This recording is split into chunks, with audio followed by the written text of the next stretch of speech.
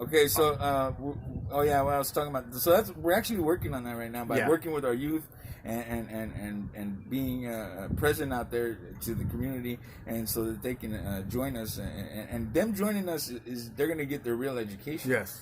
And they're going to get this awareness of doing the right thing for their people. So, and a lot of the times when you have a lot of dysfunctional kids that are nothing to turn to, exactly, except for and the hence, drugs and if you look at if you look at history itself, a lot of the gangs that you see nowadays was originally for protection from our destitute and our oppression. You're right. And then it ended up being a bad thing because that's how they were forced to do the things they are doing now. That's why I don't call them gang members. I don't ever call them that. I call them troubled youth. Exactly. Because everybody usually, when they think of them, they want to lock them up and throw away the key. Well, no, man. Instead of finding out the solution, like every detective has to figure out why did this happen. So that's why how do they do it? Yeah, that's why the Brown Berets don't give up on them. Exactly. So they actually go and backtrack history.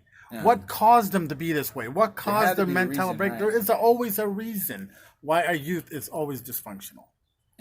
Yeah. Multiple reasons. There's more too. Yeah. But okay. Let's see. The next question is early education. This is about early education. Well, how can we, as a community or Brown Beret, teach or introduce, educate of our education for or their heritage to our future? Like, how can you get them to be more involved through education, and how can you establish education? That's the part of the struggle that we're working on, because we don't have an answer to that right now. That's what we're trying to do. We're trying to get them to get their education, but at the same time, a lot of us don't have all of our education either. Exactly. So we're working on that, and that's something that we always are struggling on. And so that's a part of our job and a part of our work is educating each other and educating our youth. But if they join us, they're going to be starting to get their education. So that's how creating groups like this, creating more groups that are going to take in the youth and guide them to start getting their education. Because if they're just left at home doing nothing and getting, I'm not doing nothing, they're just going to, you get bored and you're going to end up doing who knows what. Exactly. So that's how come a lot of times they start going down the dark path. But if they have more groups that they see out here and are more active that they can join, that's a start to get them towards wanting to learn about themselves and education. So you need more groups like this that are involved in the community. Nice. That's wonderful. Because without them, then the kids have no other solution but to see who's out in the community. Who else is out in the community? Well, the people that are doing whatever they're doing out there. Yeah, exactly. And so, they always look for something to do or an avenue to go towards. So more groups. If you don't want to join a group like this, then create your own. Create groups, because the more, the better. As long as they're gearing towards educating people more, then we're all for that too. Yeah. So. Let me get the other question was actually for your mom. It says for liberation, what is still the struggle that your husband, you and your kids faced during the civil rights movement? Oh, okay. You're asking. Okay. But my teacher actually came up with some questions. Okay. And she had 3. It goes with how much influence did artists have at the height of the movement? Artists were they were very important as far as whenever we needed we didn't have social media at that time. Yeah. We couldn't spread out the word to people. Yeah, we didn't have to spread out the word of what was going on in our community anywhere.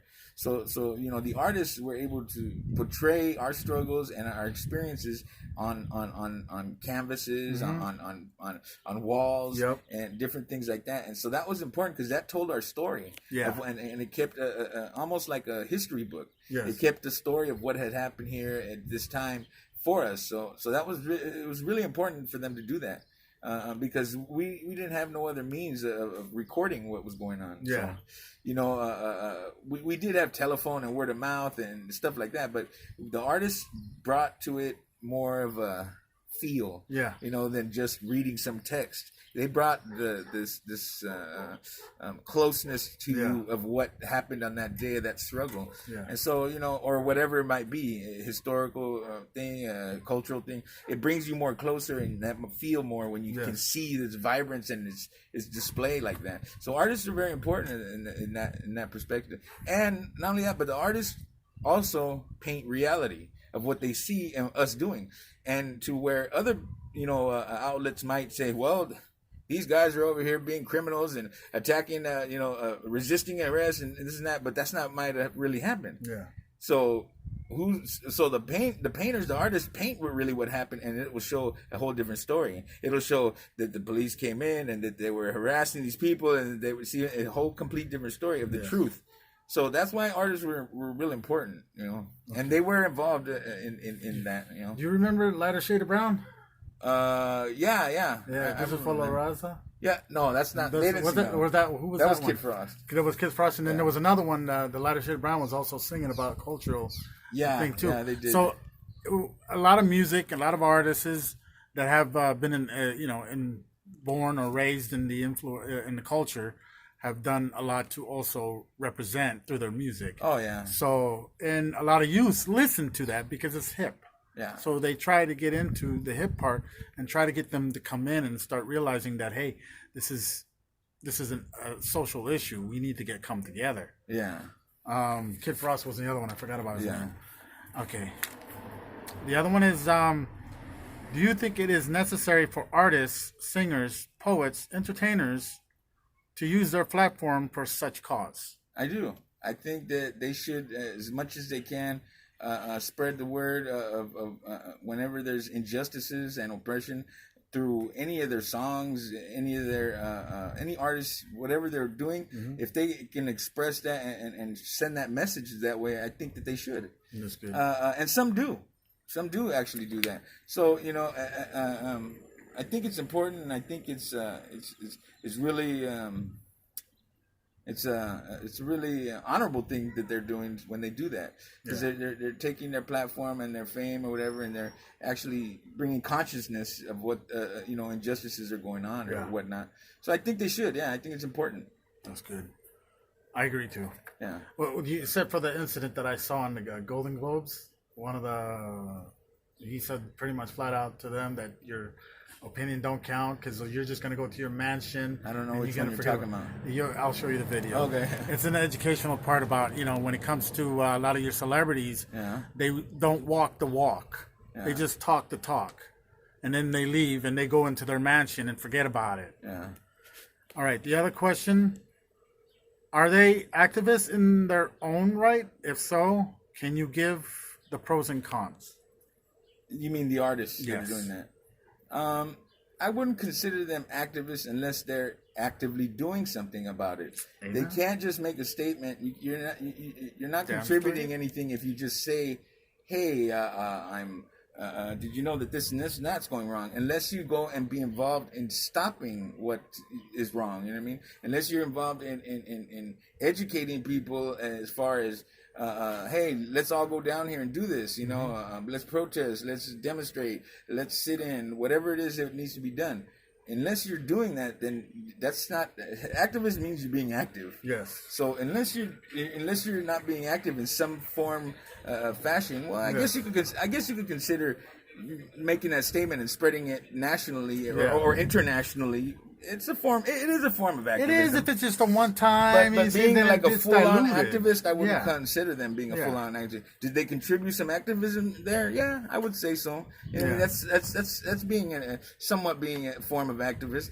But being a full-on blown activist now, I wouldn't consider it that. But it depends, though. If we needed them to spread that word, then I would say that. So to call them activists, if they want to claim that, I think I'd give that to them. I'd say, go ahead and give that to them, because they're spreading the message and they're letting it be aware and they're bringing up consciousness all worldwide. Yeah. So I think, we'll give them that, Just a tad. Yeah, give them we'll let them say that was an activist thing that they did, For me, for what you're saying, I'm actually going with you on that. Yeah. Because one thing I've noticed is a lot of celebrities will just use that as a stepping stone. I mean, look at what happened. Look, Emiliano Zapata's image is a revolutionary image and a hero for us. But next thing you know, when Rage Against the Machine became popular and they had that image on there, boy, I seen a whole lot of white people just wearing that for fashion, for fashion only. And they don't know the history of what they're wearing, idea, but they just thought, "Oh, that's a cool group." Yeah. And next thing you know, they're wearing these shirts, and they're changing the image, color. Yeah. They're putting colors and making it look different. Psychedelic. And so they just use that image like if it was just a fad, you know, a popular thing. And I seen a whole lot of white people wearing that. And I think if they would have known who he was, a lot of them probably might not have liked it. I don't know. Exactly.